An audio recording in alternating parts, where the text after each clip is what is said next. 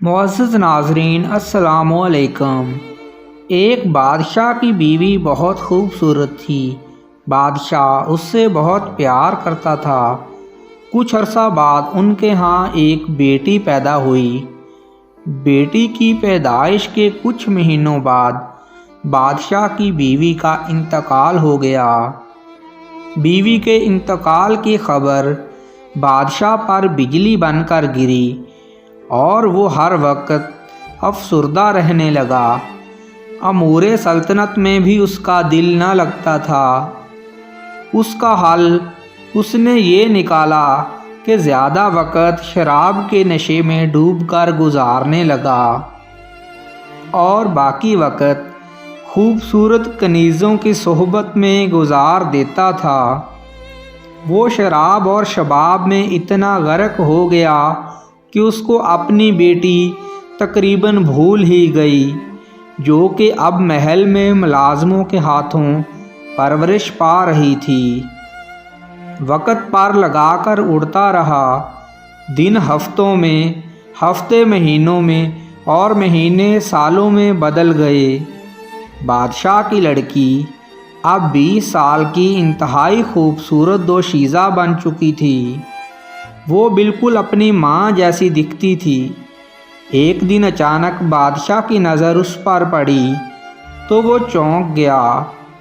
وہ کافی دیر تک اپنی بیٹی کو دیکھتا رہا، جو جوان ہو کر بالکل اپنی ماں یعنی بادشاہ کی مرحومہ بیوی کی ہم شکل بن گئی تھی۔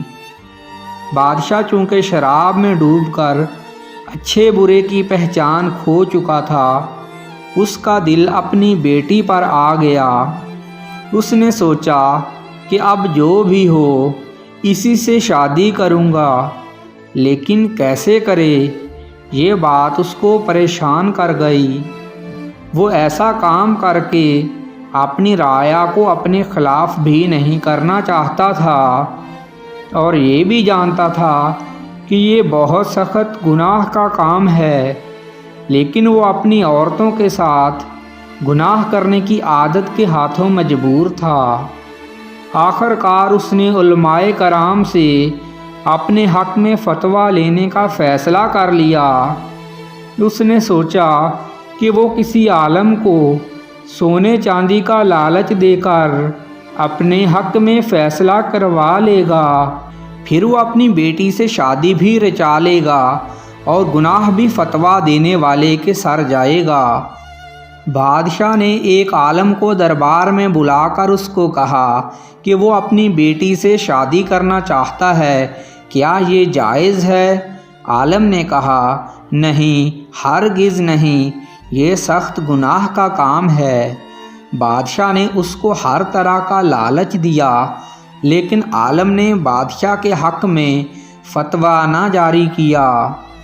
بادشاہ نے اس کو قتل کروا ڈالا، پھر دوسرے عالم کو بلایا اور اس سے فتویٰ مانگا۔ انکار سن کر اس کو بھی قتل کروا ڈالا، پھر تیسرے کو بھی قتل کروا ڈالا۔ آخر چوتھے عالم کو بلا کر فتویٰ مانگا اور پوچھا، کیا میری بیٹی کسی طرح مجھ پر حلال ہو سکتی ہے اور میری بیوی بن سکتی ہے؟ عالم نے جواب دیا کہ ہاں، بالکل بن سکتی ہے، اس میں کوئی مضائقہ نہیں ہے۔ بادشاہ بہت حیران ہوا اور فوراً پوچھا، کیسے؟ عالم نے بادشاہ کی آنکھوں میں دیکھ کر کہا، اے بادشاہ وقت، اللہ کے نبی کا فرمان ہے کہ جب تم حیا نہ کرو تو پھر چاہے جو مرضی کرو۔ جب تم نے بے حیا بن کر اپنی بیٹی سے شادی کا سوچ ہی لیا ہے تو پھر تم پر سب کچھ جائز ہے، کیونکہ تم بے حیا بن چکے ہو۔ اتنا سننا تھا کہ بادشاہ کو اچانک اپنی غلطی کا احساس ہو گیا۔ وہ روتا جاتا تھا اور اپنے گناہوں کی معافی مانگے جاتا تھا۔ اس دن کے بعد بادشاہ نے گناہوں سے ہمیشہ کے لیے سچی توبہ کر لی۔ سچ ہے کہ اللہ کے ولی حق بات کہنے سے بالکل نہیں ڈرتے، چاہے ان کی جان چلی جائے۔ ناظرین، آپ سے گزارش ہے کہ ویڈیو اچھی لگی تو ہمارے چینل کو سبسکرائب کر دیجئے۔ شکریہ۔